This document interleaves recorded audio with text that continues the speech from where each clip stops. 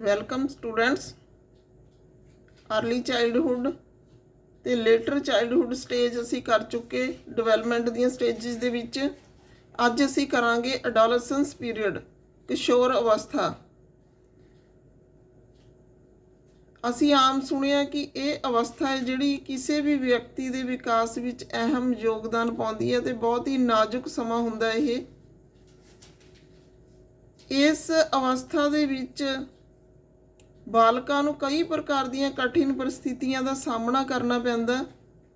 ਇਸ ਲਈ ਜਿਹੜੀ ਉਹਨਾਂ ਦੀ ਸਿੱਖਿਆ ਹੈ ਉਹਨੂੰ ਇਸ ਤਰ੍ਹਾਂ ਦੀ ਤਰਤੀਬ ਦਿੱਤੀ ਜਾਣੀ ਚਾਹੀਦੀ ਹੈ ਕਿ ਬੱਚੇ ਨੇ ਜਿਹੜੇ ਉਹ ਜੀਵਨ ਦੀਆਂ ਸਮੱਸਿਆਵਾਂ ਨੂੰ ਹੱਲ ਕਰਨ ਦੇ ਯੋਗ ਹੋ ਜਾਣ।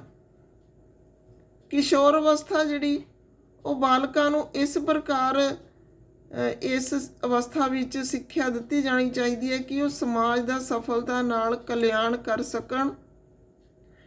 ਮਾਪਿਆਂ ਤੇ ਅਧਿਆਪਕਾਂ ਤੇ ਸਿੱਖਿਆ ਸ਼ਾਸਤਰੀਆਂ ਦਾ ਇਸ ਅਵਸਥਾ ਵਿੱਚ ਬਾਲਕਾਂ ਦੇ ਜੀਵਨ ਵਿੱਚ ਮਹੱਤਵਪੂਰਨ ਰੋਲ ਹੁੰਦਾ ਹੈ ਤਾਂ ਜੋ ਜੀਵਨ ਦੀ ਸਫਲਤਾ ਦੀ ਅਗਵਾਈ ਕਰ ਸਕਣ। ਇਸ ਵਾਸਤੇ ਉਹਨਾਂ ਨੂੰ ਸਭ ਤੋਂ ਪਹਿਲਾਂ ਕਿਸ਼ੋਰ ਅਵਸਥਾ ਦੀਆਂ ਵਿਸ਼ੇਸ਼ਤਾਵਾਂ, ਲੋੜਾਂ ਤੇ ਸਮੱਸਿਆਵਾਂ ਦਾ ਗਿਆਨ ਹੋਣਾ ਬਹੁਤ ਜ਼ਰੂਰੀ ਹੈ।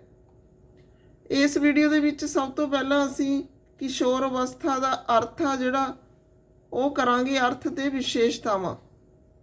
ਪਹਿਲਾਂ ਅਰਥ ਕਰਾਂਗੇ ਅਸੀਂ। ਕਿਸ਼ੋਰ ਅਵਸਥਾ ਵਿਕਾਸ ਤੇ ਮਿਲਾਪ ਦਾ ਉਹ ਸਮਾਂ ਹੈ ਜੋ ਬਚਪਨ ਤੇ ਬਾਲਗਪਣ ਦੇ ਵਿਚਕਾਰ ਅੰਤਰਕਾਲੀਨ ਸਮਾਂ ਹੁੰਦਾ ਹੈ। ਇਹ ਸਮਾਂ ਬਚਪਨ ਤੋਂ ਸ਼ੁਰੂ ਹੁੰਦਾ ਹੈ ਤੇ ਬਾਲਪਨ ਵਿੱਚ ਲੀਨ ਹੋ ਜਾਂਦਾ ਹੈ। ਇਸ ਕਾਲ ਦਾ ਵਿਕਾਸ ਖਤਮ ਹੋ ਜਾਂਦਾ ਹੈ। ਇਸ ਕਾਲ ਵਿੱਚ ਬਚਪਨ ਦਾ ਵਿਕਾਸ ਖਤਮ ਹੋ ਜਾਂਦਾ, ਪਰਿਵਰਤਨ ਦਾ ਬਾਗਿਆਨਾ ਅਮਲ ਆਰੰਭ ਹੁੰਦਾ ਹੈ। ਇਸ ਵਿੱਚ ਇਹ ਸਮਾਂ ਹੈ ਜਿਹੜਾ ਬਾਗਿਆਨਾ ਤਬਦੀਲੀ ਦਾ ਸਮਾਂ ਹੈ, ਮੁੱਖ ਤੌਰ ਤੇ ਵਧਣ ਫੁੱਲਣ ਦਾ ਸਮਾਂ ਹੈ। ਇਸ ਵਿੱਚ ਬੱਚਾ ਮਰਦ ਜਾਂ ਔਰਤ ਬਣਦਾ ਹੈ। ਜਿਵੇਂ ਕਿ ਇਹ ਸ਼ਬਦ ਅੱਜ ਵਰਤਿਆ ਜਾਂਦਾ ਹੈ, ਇਸ ਤੋਂ ਪਹਿਲਾਂ ਨਾਲੋਂ ਵਿਸ਼ਾਲ ਅਰਥ ਹਨ ਇਸ ਦੇ ਹੁਣ। ਕਿਸ਼ੋਰ ਅਵਸਥਾ ਉਸ ਸਮੇਂ ਵਾਸਤੇ ਸੀਮਿਤ ਕਰਨ ਦੀ ਬਜਾਏ ਜਿਹਦੇ ਵਿੱਚ ਕਿ ਅਸੀਂ ਸਰੀਰਕ ਤੌਰ 'ਤੇ ਜਿਹੜਾ ਬੱਚਾ ਹੈ ਉਸ ਨੂੰ ਬਾਲਗ ਦੇਖਦੇ ਹਾਂ, ਅੱਜ ਦੀ ਸਥਿਤੀ ਦੇ ਵਿੱਚ ਇਸ ਜਿਹੜਾ ਸ਼ਬਦ ਆ ਕਿਸ਼ੋਰ ਅਵਸਥਾ, ਇਹਦੇ ਵਿੱਚ ਵਿਅਕਤੀ ਦੇ ਬੌਧਿਕ, ਜਜ਼ਬਾਤੀ ਤੇ ਭਾਈਚਾਰਕ ਤੌਰ 'ਤੇ ਪਰਿਪੱਕ ਹੋਣ ਦੇ ਸਮੇਂ ਤੋਂ ਵੀ ਮਤਲਬ ਕੱਢਿਆ ਜਾਂਦਾ ਹੈ। ਸਿਰਫ ਅਸੀਂ ਸਰੀਰਕ ਵਾਧਾ ਨਹੀਂ ਦੇਖਦੇ। ਜੇ ਅਸੀਂ ਸ਼ਬਦ ਯੁਕਤ ਪਰਿਭਾਸ਼ਾ ਦੀ ਗੱਲ ਕਰੀਏ ਇਸ ਦੀ, ਤਾਂ ਅਡੋਲੈਸੈਂਸ ਸ਼ਬਦ ਆ ਜਿਹੜਾ ਅਡੋਲੇਸੀਅਰ ਤੋਂ ਨਿਕਲਿਆ ਹੈ, ਜਿਸ ਦਾ ਅਰਥ ਹੈ ਵਧਣਾ ਫੁੱਲਣਾ, ਟੂ ਗਰੋ, ਜਾਂ ਟੂ ਗਰੋ ਟੂ ਮੈਚਿਓਰਿਟੀ, ਪਰਿਪੱਕ ਹੋਣਾ। ਜੀਵ ਵਿਗਿਆਨਿਕ ਤੇ ਕਾਲਕ੍ਰਮ ਦੀ ਪਰਿਭਾਸ਼ਾ ਦੇਖੀਏ ਅਸੀਂ ਜੇ, From biological point of view, adolescence is the stage when puberty dawns. ਇਹਦੇ ਅਨੁਸਾਰ ਜੀਵਨ ਦਾ ਉਹ ਸਮਾਂ ਹੈ ਜੋ 12 ਸਾਲ ਤੋਂ 19 ਸਾਲ ਤੱਕ ਦਾ ਹੁੰਦਾ ਹੈ, ਜਿਸ ਵਿੱਚ ਵਿਅਕਤੀਗਤ ਤੇ ਸੱਭਿਆਚਾਰਕ ਅੰਤਰ ਹੁੰਦੇ ਨੇ ਤੇ ਇੱਥੋਂ ਜਵਾਨੀ ਦੀ ਸ਼ੁਰੂਆਤ ਆ ਜਿਹੜੀ ਉਹ ਕਹਿ ਸਕਦੇ ਹਾਂ ਅਸੀਂ। ਫਿਰ ਸੋਸ਼ੀਓਲੋਜੀਕਲ ਡੈਫੀਨੇਸ਼ਨ ਹੈ ਇਹਦੀ, ਸਮਾਜਿਕ ਮਤਲਬ ਕੀ ਹੈ ਇਹਦਾ। ਸਮਾਜਿਕ ਤੌਰ 'ਤੇ ਕਿਸ਼ੋਰ ਅਵਸਥਾ ਅੰਤਰਕਾਲੀਨ ਸਮਾਂ ਹੈ ਜਿਸ ਵਿੱਚ ਵਿਅਕਤੀ ਮਾਪਿਆਂ ਦੀ ਨਿਰਭਰਤਾ ਤੋਂ ਆਤਮ ਨਿਰਭਰਤਾ ਵੱਲ ਕਦਮ ਪੁੱਟਦਾ ਹੈ। ਕਿਸ਼ੋਰ ਅਵਸਥਾ 'ਚ ਲੜਕੀਆਂ ਦੇ ਵਿਆਹ ਛੋਟੀ ਉਮਰ ਦੇ ਵਿੱਚ ਕਰਨਾ ਇੱਕ ਸਮੱਸਿਆ ਪੈਦਾ ਕਰਦੀ ਹੈ, ਤਾਂ ਸਮਾਜਿਕ ਸਮੱਸਿਆ ਪੈਦਾ ਹੁੰਦੀ ਹੈ ਇਹਦੇ ਨਾਲ। ਇਸ ਤੋਂ ਬਾਅਦ ਸੱਭਿਆਚਾਰਕ ਤੌਰ 'ਤੇ ਇਸ ਦਾ ਅਰਥ ਕਰਦੇ ਹਾਂ ਅਸੀਂ ਇੱਕ ਜਾਤੀ ਤੋਂ ਦੂਜੀ ਜਾਤੀ ਵਿਚਕਾਰ ਦਾ ਅੰਤਰ ਹੁੰਦਾ ਹੈ। ਕੁਝ ਜਾਤੀਆਂ ਵਿੱਚ ਲੜਕੇ ਤੇ ਲੜਕੀਆਂ ਜਿਹੜੇ ਨੇ ਉਹ 13 ਤੋਂ 16 ਸਾਲ ਦੀ ਉਮਰ ਤੱਕ ਜਿਹੜੇ ਨੇ ਕਿਸ਼ੋਰ ਅਵਸਥਾ ਪ੍ਰਾਪਤ ਕਰ ਲੈਂਦੇ ਨੇ ਤੇ ਕੁਝ ਜਾਤੀਆਂ ਵਿੱਚ ਇਸ ਤੋਂ ਛੇਤੀ ਕਰ ਲੈਂਦੇ ਨੇ। ਤੇ ਜਾਤੀ ਤੋਂ ਜਾਤੀ ਵਿਚਕਾਰ ਦਾ ਅੰਤਰ ਕਹਿ ਸਕਦੇ ਹਾਂ ਅਸੀਂ। ਸੱਭਿਆਚਾਰਕ ਪਰਿਭਾਸ਼ਾ ਮੁਤਾਬਕ ਮਨੋਵਿਗਿਆਨਕ ਪਰਿਭਾਸ਼ਾ ਦੇਖਦੇ ਹਾਂ ਅਸੀਂ। ਮਨੋਵਿਗਿਆਨਕ ਤੌਰ 'ਤੇ ਕਿਸ਼ੋਰ ਅਵਸਥਾ ਉਹ ਸੀਮਾਂਤ ਅਵਸਥਾ ਹੈ ਜੋ ਮਨੋਵਿਗਿਆਨਕ ਗੜਬੜ ਅਤੇ ਸਮਾਯੋਜਨ ਦੀਆਂ ਸਮੱਸਿਆਵਾਂ ਇਹ ਬਚਪਨ ਦੇ ਵਿਹਾਰ ਤੇ ਬਾਲਪਨ ਦੇ ਵਿਹਾਰ ਵਿੱਚ ਅੰਤਰ ਦੱਸਦੀ ਹੈ। ਜੀਨ ਪਿਆਜੇ ਦਾ ਵਿਚਾਰ ਕਿਸ਼ੋਰ ਅਵਸਥਾ ਮਹਾਨ ਆਦਰਸ਼ਾਂ ਤੇ ਵਾਸਤਵਿਕਤਾ ਤੋਂ ਸਧਾਰਨ ਅਨੁਕੂਲਣ ਦਾ ਸਮਾਂ ਹੈ। ਜਿਹੜੀ ਇਹ ਅਵਸਥਾ ਹੈ, ਇਸ ਦੀਆਂ ਘਟਨਾਵਾਂ ਵਿਅਕਤੀ ਦੀ ਸਮੁੱਚੀ ਸ਼ਖਸੀਅਤ ਨੂੰ ਪ੍ਰਭਾਵਿਤ ਕਰਦੀਆਂ ਨੇ। ਇਸੇ ਲਈ ਇਸ ਨੂੰ ਬਹੁਤ ਹੀ ਨਾਜ਼ੁਕ ਸਮਾਂ ਕਿਹਾ ਜਾਂਦਾ। ਕਈ ਵਾਰੀ ਮਨੋਵਿਗਿਆਨਕ ਇਸ ਨੂੰ ਨਵੇਂ ਜਨਮ ਦਾ ਨਾਮ ਦਿੰਦੇ ਨੇ। ਤਾਂ ਇਸ ਤਰ੍ਹਾਂ ਨਾਲ ਇਹਦਾ ਮੀਨਿੰਗ ਹੈ ਜਿਹੜਾ 2-3 ਢੰਗਾਂ ਨਾਲ ਅਸੀਂ ਲਿਖ ਸਕਦੇ ਹਾਂ। ਅੱਗੇ ਹੈਗਾ ਜੀ ਕਿਸ਼ੋਰ ਅਵਸਥਾ ਦੀਆਂ ਵਿਸ਼ੇਸ਼ਤਾਵਾਂ। 4 ਤਰੀਕਿਆਂ ਨਾਲ ਕਿਸ਼ੋਰ ਅਵਸਥਾ ਦੀਆਂ ਵਿਸ਼ੇਸ਼ਤਾਵਾਂ ਦੇਖਾਂਗੇ ਅਸੀਂ। ਸਰੀਰਕ ਤੌਰ ਤੇ ਦੇਖਾਂਗੇ ਪਹਿਲਾਂ, ਫਿਰ ਸੰਵੇਗਾਤਮਕ ਤੌਰ ਤੇ ਦੇਖਾਂਗੇ, ਫਿਰ ਬੌਧਿਕ ਦੇਖਾਂਗੇ, ਇਸ ਤੋਂ ਬਾਅਦ ਸਮਾਜਿਕ ਦੇਖਾਂਗੇ। 4 ਤਰ੍ਹਾਂ ਦੀਆਂ ਦੇਖਾਂਗੇ। ਅੱਗੇ ਜਿਹੜੀਆਂ 4 ਤਰ੍ਹਾਂ ਦੀ ਵਿਸ਼ੇਸ਼ਤਾਵਾਂ ਨੇ, ਅੱਗੇ ਅਸੀਂ ਇਹਨੂੰ ਡਿਟੇਲ 'ਚ ਕਰਾਂਗੇ। ਪਹਿਲੀ, ਸਰੀਰ ਵਿੱਚ ਤੇਜ਼ੀ ਨਾਲ ਵਾਧਾ ਤੇ ਪਰਿਵਰਤਨ। ਕੀ ਸਰੀਰਕ ਪਰਿਵਰਤਨ ਆਉਂਦੇ ਨੇ ਅਸੀਂ ਇੱਥੇ ਦੇਖਦੇ ਹਾਂ।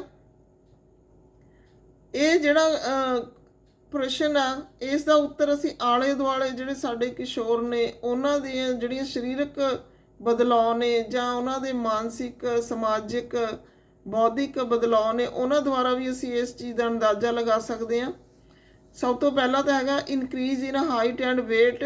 ਇਹ ਆਮ ਗੱਲ ਹੈ ਕਿ ਜਦੋਂ ਬੱਚੇ ਵੱਧਦੇ ਨੇ ਤਾਂ ਉਹਨਾਂ ਦਾ ਭਾਰ ਆ ਤੇ ਉਹਨਾਂ ਦੀ ਹਾਈਟ ਆ ਜਿਹੜੀ ਉਹ ਵੀ ਵਧਣੀ ਸ਼ੁਰੂ ਹੋ ਜਾਂਦੀ ਹੈ। ਪਰ ਇਸ ਅਵਸਥਾ ਦੇ ਵਿੱਚ ਇਹ ਤੇਜ਼ੀ ਨਾਲ ਵੱਧਦੀ ਹੈ। ਜਿਹੜੇ ਬੱਚਿਆਂ ਦੇ ਹੱਡੀਆਂ ਤੇ ਪੱਠਿਆਂ ਦਾ ਭਾਰ ਆ ਉਹ ਵਧਣਾ ਸ਼ੁਰੂ ਹੋ ਜਾਂਦਾ ਹੈ।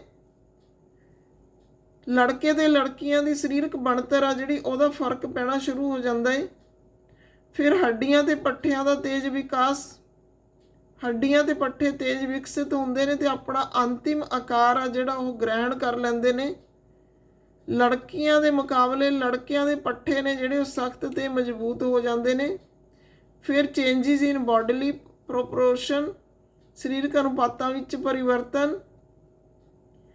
ਜਿਹੜੇ ਸਰੀਰਕ ਅਨੁਪਾਤ ਨੇ ਭਿੰਨ ਅੰਗਾਂ ਦੇ, ਉਹਨਾਂ ਦੇ ਵਿੱਚ ਵਾਧਾ ਹੁੰਦਾ ਹੈ। ਉਹ ਅਲੱਗ-ਅਲੱਗ ਅਨੁਪਾਤ ਮੁਤਾਬਕ ਹੁੰਦਾ ਹੈ।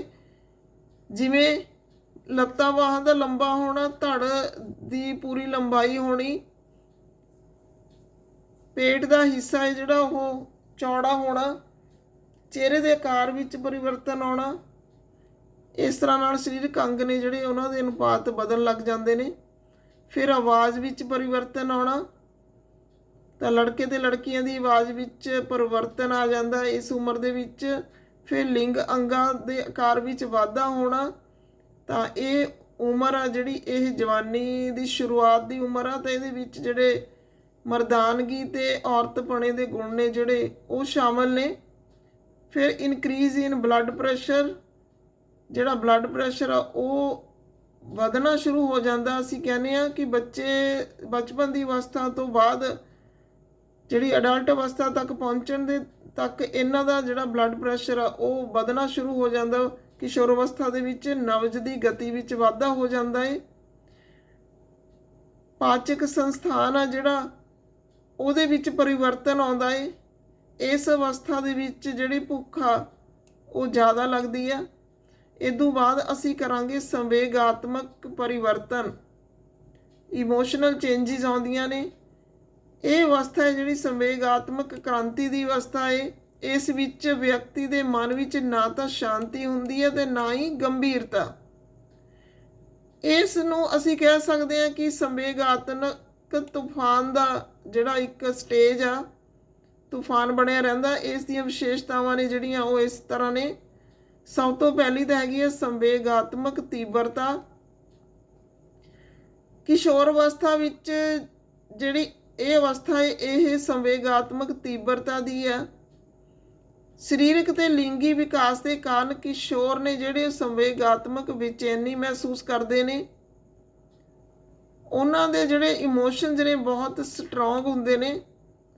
ਜੇ ਕਿਸੇ ਨੂੰ ਨਫ਼ਰਤ ਕਰਦੇ ਨੇ ਤਾਂ ਪੂਰੀ ਤਰ੍ਹਾਂ ਨਾਲ ਨਫ਼ਰਤ ਕਰਦੇ ਨੇ। ਜੇ ਕਿਸੇ ਨੂੰ ਪਿਆਰ ਕਰਦੇ ਨੇ ਤਾਂ ਪੂਰੀ ਤਰ੍ਹਾਂ ਨਾਲ ਉਹ ਪਿਆਰ ਕਰਦੇ ਨੇ। ਤੇ ਇਸ ਅਵਸਥਾ ਦੇ ਵਿੱਚ ਅਸੀਂ ਕਹਿ ਦਿੰਦੇ ਹਾਂ ਕਿ ਜਿਹੜੇ ਮਾਨਸਿਕ ਸੰਵੇਗ ਨੇ ਉਹ ਆਪਣੇ ਸਿਖਰਾਂ 'ਤੇ ਪਹੁੰਚੇ ਹੁੰਦੇ ਨੇ। ਫਿਰ ਹੈਗਾ ਜੀ ਜਜ਼ਬਾਤੀ ਹਾਲਾਤ ਵਿੱਚ ਉਤਰਾਅ ਚੜ੍ਹਾਅ। ਕਿਸ਼ੋਰਾਂ ਦੇ ਮਨ ਦੇ ਜਜ਼ਬਾਤ ਨੇ ਜਿਹੜੇ ਇਕਸਾਰ ਨਹੀਂ ਰਹਿੰਦੇ, ਉਹਨਾਂ ਦੇ ਮੂਡ ਇਕਸਾਰ ਨਹੀਂ ਰਹਿੰਦੇ, ਉਹਨਾਂ ਦੇ ਵਿੱਚ ਉਤਰਾਅ ਚੜਾਅ ਆਉਂਦੇ ਰਹਿੰਦੇ ਨੇ। ਕਈ ਵਾਰੀ ਉਹ ਇਸ ਤਰ੍ਹਾਂ ਦੀ ਕੰਡੀਸ਼ਨ 'ਚ ਹੋ ਜਾਂਦੇ ਨੇ ਕਿ ਹਰੇਕ ਗੱਲ ਨੂੰ ਗਹਿਰਾਈ ਵਿੱਚ ਲੈਂਦੇ ਨੇ ਅਤੇ ਆਪਣੇ ਆਪ ਨੂੰ ਖਤਮ ਕਰਨ ਦੀਆਂ ਗੱਲਾਂ ਨੇ ਜਿਹੜੀਆਂ ਸੋਚ ਲੈਂਦੇ ਨੇ। ਕਈ ਵਾਰੀ ਮੁਸਕਰਾਹਟ ਆਉਂਦੀ ਆ ਉਹਨਾਂ ਦੇ ਚਿਹਰੇ 'ਤੇ, ਕਈ ਵਾਰੀ ਜਿਹੜਾ ਹੰਝੂ ਆਉਂਦੇ ਨੇ। ਇਸ ਤਰ੍ਹਾਂ ਨਾਲ ਜਿਹੜੀਆਂ ਭਾਵਨਾਤਮਕ ਗਤੀਵਿਧੀਆਂ ਨੇ ਉਹਨਾਂ ਦੇ ਵਿੱਚ ਦੇਖਣ ਨੂੰ ਮਿਲਦੀਆਂ ਨੇ, ਜਿਨ੍ਹਾਂ ਦੇ ਉਤਰਾਅ ਚੜਾਅ ਦਾ ਸਮਾਂ ਹੈ ਜਿਹੜਾ ਸਾਨੂੰ ਸੰਭਾਲਣ ਦੀ ਲੋੜ ਆ, ਕਿਉਂਕਿ ਇਸ ਸਥਿਤੀ ਦੇ ਵਿੱਚ ਹੀ ਬੱਚੇ ਜਿਹੜੇ ਇਮੋਸ਼ਨਲੀ ਵੀਕ ਹੁੰਦੇ ਨੇ ਉਹ ਗਲਤ ਰਸਤਿਆਂ ਦੇ ਵਿੱਚ ਪੈ ਜਾਂਦੇ ਨੇ। ਤਾਂ ਇੱਥੇ ਸਾਨੂੰ ਮਾਪਿਆਂ ਦੇ ਤੌਰ 'ਤੇ ਅਤੇ ਇੱਕ ਅਧਿਆਪਕ ਦੇ ਤੌਰ 'ਤੇ ਇਸ ਚੀਜ਼ ਨੂੰ ਸੰਭਾਲਣ ਦੀ ਲੋੜ ਆ। ਫਿਰ ਅੱਗੇ ਹੈਗਾ ਜਿਹੜੀਆਂ ਉਹਨਾਂ ਦੇ ਸੰਵੇਗ ਹੁੰਦੇ ਨੇ ਉਹ ਕੰਟਰੋਲ 'ਚ ਨਹੀਂ ਰਹਿੰਦੇ। ਤਣਾਅ ਜਾਂ ਚਿੰਤਾ ਦੀ ਮਨੋਸਥਿਤੀ ਆ ਜਿਹੜੀ ਇਸ ਉਮਰ ਦੇ ਵਿੱਚ ਦੇਖੀ ਜਾਂਦੀ ਹੈ, ਉਹ ਆਪਣੇ ਮਾਪਿਆਂ ਅਤੇ ਅਧਿਆਪਕਾਂ ਤੋਂ ਸਹਾਰਾ ਭਾਲਦੇ ਨੇ। ਫਿਰ ਅੱਗੇ ਹੈਗੀ ਹੈ ਜਟਿਲਤਾ,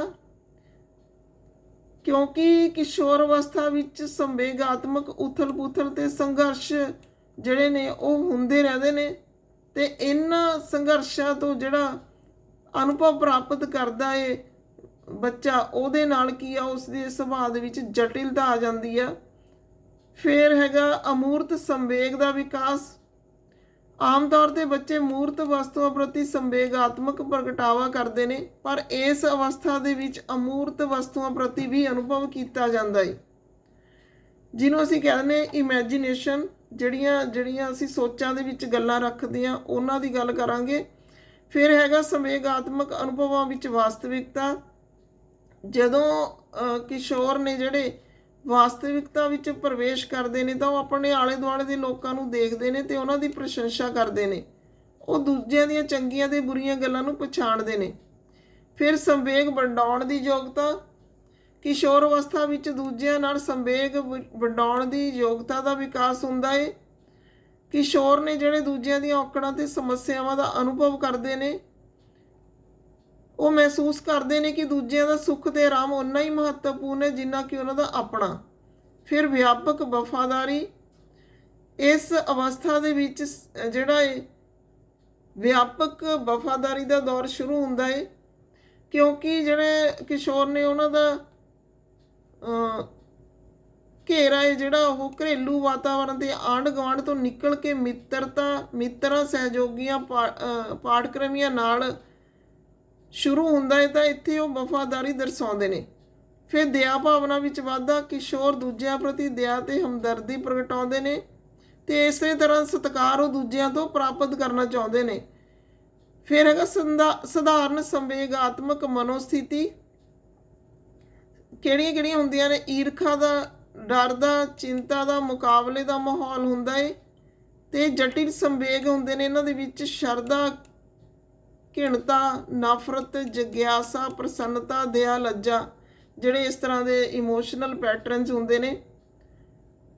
ਇਹਦੇ ਵਿੱਚ ਸਭ ਤੋਂ ਪਹਿਲਾਂ ਇਮੋਸ਼ਨ ਆਫ ਲਵ, ਇਹ ਸਭ ਤੋਂ ਜ਼ਿਆਦਾ ਬਲਵਾਨ ਹੁੰਦਾ ਇਹਨਾਂ ਦੇ ਵਿੱਚ ਇਸ ਉਮਰ ਦੇ ਵਿੱਚ। ਅੱਗੇ ਹੈਗਾ ਇਮੋਸ਼ਨ ਆਫ ਐਂਗਰ, ਇਹ ਵੀ ਸਭ ਤੋਂ ਜ਼ਿਆਦਾ ਬਲਵਾਨ ਹੁੰਦਾ ਇਸ ਉਮਰ ਦੇ ਵਿੱਚ। ਜੇ ਇਹਨਾਂ ਨੂੰ ਚਿੜਾਇਆ ਜਾਵੇ ਜਾਂ ਲੈਕਚਰ ਦਿੱਤਾ ਜਾਵੇ ਜਾਂ ਉਹਨਾਂ ਨੂੰ ਇਸ ਤਰ੍ਹਾਂ ਨਾਲ ਅਨੁਭਵ ਕਰਵਾਇਆ ਜਾਵੇ ਕਿ ਉਹਨਾਂ ਨੂੰ ਮਜ਼ਾਕ ਲੱਗੇ ਤਾਂ ਬਹੁਤ ਜ਼ਿਆਦਾ ਜਿਹੜੇ ਨੇ ਕ੍ਰੋਧਿਤ ਹੋ ਜਾਂਦੇ ਨੇ। ਫਿਰ ਚਿੰਤਾ ਦਾ ਸੰਵੇਗ, ਜਿਹੜੀ ਚਿੰਤਾ ਹੈ ਇਸ ਅਵਸਥਾ ਦੇ ਵਿੱਚ ਬਹੁਤ ਜ਼ਿਆਦਾ ਹੁੰਦੀ ਹੈ। ਸਕੂਲ ਦਾ ਕੰਮ ਕਰਨ ਦੀ ਚਿੰਤਾ, ਪ੍ਰੀਖਿਆਵਾਂ ਦੀ, ਆਪਣੀ ਸ਼ਕਲ, ਸਿਹਤ, ਕੱਪੜੇ, ਪੈਸੇ, ਸਹੇਲੀਆਂ, ਦਿਲ ਪਰਚਾਵੇ, ਉਚਿਤ ਮੌਕਿਆਂ ਬਾਰੇ, ਸਾਰੇ ਕਾਸੇ ਬਾਰੇ ਇਸ ਉਮਰ ਦੇ ਵਿੱਚ ਚਿੰਤਾ ਬਣੀ ਰਹਿੰਦੀ ਆ। ਫਿਰ ਈਰਖਾ ਦਾ ਸੰਵੇਗ, ਜੈਲਸ ਫੀਲ ਕਰਦੇ ਨੇ ਇੱਕ ਦੂਜੇ ਨੂੰ ਦੇਖ ਕੇ, ਜਿਨ੍ਹਾਂ ਪ੍ਰਤੀ ਜਿਹੜੇ ਵਿਅਕਤੀ ਨੇ ਰੁਚੀ ਦਿਖਾਉਂਦੇ ਨੇ। ਜਿਹੜੇ ਇੱਛਤ ਕੰਮਾਂ ਦੇ ਵਿੱਚ ਇੱਕ ਦੂਜੇ ਦੇ ਕੰਪੀਟੀਟਰ ਹੁੰਦੇ ਨੇ, ਉਹਨਾਂ ਦੇ ਵਿੱਚ ਈਰਖਾ ਪੈਦਾ ਹੁੰਦੀ ਆ। ਕਿਸ਼ੋਰ ਅਵਸਥਾ ਦੇ ਵਿਅਕਤੀਆਂ ਦੇ ਵਿੱਚ ਅਸੀਂ ਕਹਿੰਦੇ ਹਾਂ ਕਿ ਇਹ ਜਿਹੜੇ ਈਰਖਾ ਹੁੰਦੀ ਹੈ ਕਿ ਕੋਈ ਖਾਸ ਅਧਿਕਾਰ ਕਿਸੇ ਖਾਸ ਵਿਅਕਤੀ ਕੋਲ ਹੁੰਦੇ ਨੇ ਤਾਂ ਉਹ ਉਹਨਾਂ ਨਾਲ ਈਰਖਾ ਕਰਦੇ ਨੇ, ਜਿਵੇਂ ਖੇਡਾਂ ਵਿੱਚ ਜਾਂ ਕਲਾਸਰੂਮ ਵਿੱਚ। ਫਿਰ ਅੱਗੇ ਬੌਧਿਕ ਅਵਸਥਾ ਆਉਂਦੀ ਹੈ। ਇਹਨਾਂ ਦੀ ਬੌਧਿਕ ਵਿਸ਼ੇਸ਼ਤਾਵਾਂ ਦੇਖਦੇ ਹਾਂ ਅਸੀਂ। ਇੰਟੈਲੀਜੈਂਸ ਦੀ ਡਿਵੈਲਪਮੈਂਟ ਹੁੰਦੀ ਆ, ਇਕਾਗਰਤਾ ਵੱਧਦੀ ਆ। ਇਸ ਅਵਸਥਾ ਵਿੱਚ ਬੁੱਧੀ ਜਿਹੜੀ ਆਪਣੇ ਸਿਖਰਾਂ 'ਤੇ ਪਹੁੰਚ ਜਾਂਦੀ ਆ। ਇੱਥੇ ਜਿਹੜਾ ਤਰਕਪੂਰਨ ਵਿਵਹਾਰ ਕਰਨਾ ਬੱਚੇ ਸਿੱਖ ਜਾਂਦੇ ਨੇ। ਵਿਵੇਕਸ਼ੀਲਤਾ, ਡੂੰਘੇ ਵਿਚਾਰਾਂ ਦੀ ਅਵਸਥਾ ਆਉਂਦੀ ਆ। ਦਲੀਲ ਦੇਣੀ ਸਿੱਖ ਜਾਂਦੇ ਨੇ। ਵਿਗਿਆਨਕ ਤੌਰ 'ਤੇ ਉੱਤਰ ਲੱਭਣਾ ਸਿੱਖ ਜਾਂਦੇ ਨੇ। ਉਹਨਾਂ ਦੇ ਵਿੱਚ ਆਲੋਚਨਾਤਮਕ ਚਿੰਤਨ ਸ਼ਕਤੀ ਤੇ ਨਿਰੀਖਣ ਸ਼ਕਤੀ ਦਾ ਵਿਕਾਸ ਹੁੰਦਾ ਏ। ਫਿਰ ਧਿਆਨ ਵਿਸਥਾਰ ਵਿੱਚ ਵਾਧਾ, ਸਪੈਨ ਆਫ ਅਟੈਂਸ਼ਨ, ਬੱਚਿਆਂ ਦੀ ਧਿਆਨ ਸ਼ਕਤੀ ਦੇ ਵਿੱਚ ਵਾਧਾ ਹੁੰਦਾ। ਇਸ ਉਮਰ ਦੇ ਵਿੱਚ ਉਹ ਕਿਸੇ ਗੱਲ 'ਤੇ ਜ਼ਿਆਦਾ ਧਿਆਨ ਦੇ ਸਕਦੇ ਨੇ। ਇਕਾਗਰਤਾ ਸ਼ਕਤੀ ਵੱਧਦੀ ਆ। ਫਿਰ ਡਿਵੈਲਪਮੈਂਟ ਆਫ ਮੈਮਰੀ, ਕਿਸ਼ੋਰ ਅਵਸਥਾ ਵਿੱਚ ਯਾਦਾਸ਼ਤ ਦਾ ਵਿਕਾਸ ਵੀ ਹੁੰਦਾ ਏ। ਇਹ ਤਰਕਪੂਰਨ ਢੰਗ ਨਾਲ ਜਿਹੜੀ ਆ ਵੱਧਦੀ ਆ। ਕਲਪਨਾ ਦਾ ਵਿਕਾਸ, ਇਸ ਉਮਰ ਦੇ ਵਿੱਚ ਕਲਪਨਾ ਸ਼ਕਤੀ ਆ ਉਹ ਵੀ ਸਿਖਰਾਂ 'ਤੇ ਹੁੰਦੀ ਆ। ਤਾਂ ਇੱਥੋਂ ਹੀ ਅਸੀਂ ਕਹਿੰਦੇ ਹਾਂ ਕਿ ਲੇਖਕ, ਕਲਾਕਾਰ, ਸੰਗੀਤਕਾਰ ਅਤੇ ਕਵੀ, ਦਾਰਸ਼ਨਿਕ ਇਸੇ ਅਵਸਥਾ ਵਿੱਚ ਪੈਦਾ ਹੁੰਦੇ ਨੇ। ਇਸ ਤੋਂ ਬਾਅਦ ਸਿੱਖਣ ਦੀ ਯੋਗਤਾ ਦਾ ਵਿਕਾਸ। ਕਿਸ਼ੋਰ ਅਵਸਥਾ ਵਿੱਚ ਮੁੰਡੇ ਕੁੜੀਆਂ ਵਿੱਚ ਸਿੱਖਣ ਦੀ ਯੋਗਤਾ ਦਾ ਵਿਕਾਸ ਹੋਣ ਕਾਰਨ ਉਹ ਜਲਦੀ ਸਿੱਖ ਜਾਂਦੇ ਨੇ। ਸਿੱਖੇ ਹੋਏ ਗਿਆਨ ਨੂੰ ਦੁਬਾਰਾ ਯਾਦ ਕਰਨ ਵਿੱਚ ਸਫਲ ਹੁੰਦੇ ਨੇ। ਫਿਰ ਥਿੰਕਿੰਗ ਤੇ ਰੀਜ਼ਨਿੰਗ ਆ ਜਿਹੜੀ ਉਹ ਇਸ ਅਵਸਥਾ ਦੇ ਵਿੱਚ ਵੱਧ ਹੁੰਦੀ ਆ। ਕਿਸੇ ਵੀ ਗੱਲ ਨੂੰ ਬਿਨਾਂ ਸੋਚੇ ਵਿਚਾਰੇ ਜਿਹੜਾ ਉਹ ਸਵੀਕਾਰ ਨਹੀਂ ਕਰਦੇ। ਫਿਰ ਡਿਵੈਲਪਮੈਂਟ ਆਫ ਸਕਿੱਲਸ, ਕਈ ਤਰ੍ਹਾਂ ਦੀਆਂ ਜਿਹੜੀਆਂ ਸਕਿੱਲਸ ਨੇ, ਕੌਸ਼ਲ ਨੇ, ਇਸ ਉਮਰ ਦੇ ਵਿੱਚ ਬੱਚੇ ਨਵੇਂ ਸਿੱਖ ਜਾਂਦੇ ਨੇ। ਫਿਰ ਅੱਗੇ ਹੈਗਾ ਸਮੱਸਿਆ ਨੂੰ ਹੱਲ ਕਰਨ ਦੀ ਯੋਗਤਾ। ਜਿਹੜੀਆਂ ਇਸ ਅਵਸਥਾ ਵਿੱਚ ਸਮੱਸਿਆ ਨੂੰ ਹੱਲ ਕਰਨ ਦੀ ਯੋਗਤਾ ਦਾ ਵਿਕਾਸ ਹੁੰਦਾ ਏ। ਜਟਿਲ ਸਮੱਸਿਆਵਾਂ ਨੂੰ ਤੇ ਮੁਸ਼ਕਿਲ ਸਮੱਸਿਆਵਾਂ ਨੂੰ ਹੱਲ ਕਰਨ ਵਿੱਚ ਸਮਰਥ ਹੁੰਦੇ ਨੇ ਬੱਚੇ। ਤੇ ਇਸ ਅਵਸਥਾ ਦੇ ਵਿੱਚ ਉਹ ਸਮੱਸਿਆਵਾਂ ਦਾ ਡੂੰਘਾਈ ਨਾਲ ਚਿੰਤਨ ਕਰਦੇ ਨੇ। ਫੈਸਲਾ ਲੈਣ ਦੀ ਯੋਗਤਾ, ਕਿਸ਼ੋਰ ਅਵਸਥਾ ਵਿੱਚ ਜਿਹੜੇ ਕਿਸ਼ੋਰ ਨੇ ਉਹ ਫੈਸਲਾ ਲੈਣ ਦੀ ਯੋਗਤਾ ਨੂੰ ਵਿਕਸਿਤ ਕਰਦੇ ਨੇ ਆਪਣੇ ਆਪ ਦੇ ਵਿੱਚ। ਉਹ ਵੱਖ-ਵੱਖ ਤਰ੍ਹਾਂ ਦੇ ਫੈਸਲੇ ਲੈਂਦੇ ਨੇ। ਅਮੂਰਤ ਚਿੰਤਨ ਦੀ ਯੋਗਤਾ ਦਾ ਵਿਕਾਸ, ਕਿਸ਼ੋਰਾਂ ਵਿੱਚ ਅਮੂਰਤ ਚਿੰਤਨ ਦੀ ਯੋਗਤਾ ਦਾ ਵਿਕਾਸ ਹੁੰਦਾ ਏ। ਅਮੂਰਤ ਚਿੰਤਨ ਵਿੱਚ ਸ਼ਬਦੀ ਚਿੰਨ੍ਹ, ਅੰਕਾਂ ਤੇ ਹੋਰ ਪ੍ਰਤੀਕਾਂ ਨੂੰ ਸਮਝਣ ਤੇ ਪ੍ਰਯੋਗ ਕਰਨ ਦੀ ਯੋਗਤਾ ਦਾ ਵਿਕਾਸ ਹੁੰਦਾ ਏ। ਇਹਨਾਂ ਦੀ ਸਹਾਇਤਾ ਨਾਲ ਪੜ੍ਹਨ, ਲਿਖਣ ਤੇ ਸ਼ਬਦਾਂ ਦੇ ਪ੍ਰਤੀਕਾਂ ਦੇ ਰੂਪ ਵਿੱਚ ਆਉਣ ਦੀਆਂ ਸਮੱਸਿਆਵਾਂ ਦਾ ਹੱਲ ਕਰਦੇ ਨੇ। ਫਿਰ ਹੀਰੋ ਵਰਸ਼ਿਪ, ਨਾਇਕ ਪੂਜਾ। ਇਸ ਅਵਸਥਾ ਦੇ ਵਿੱਚ ਨਾਇਕ ਪੂਜਾ ਬਹੁਤ ਮਹੱਤਵਪੂਰਨ ਥਾਂ ਰੱਖਦੀ ਹੈ। ਕਿਸ਼ੋਰ ਨੇ ਜਿਹੜਾ ਆਪਣੇ ਆਦਰਸ਼ ਪੁਰਖ ਜਾਂ ਆਦਰਸ਼ ਨਾਰੀ ਦੀ ਪੂਜਾ ਕਰਦੇ ਨੇ।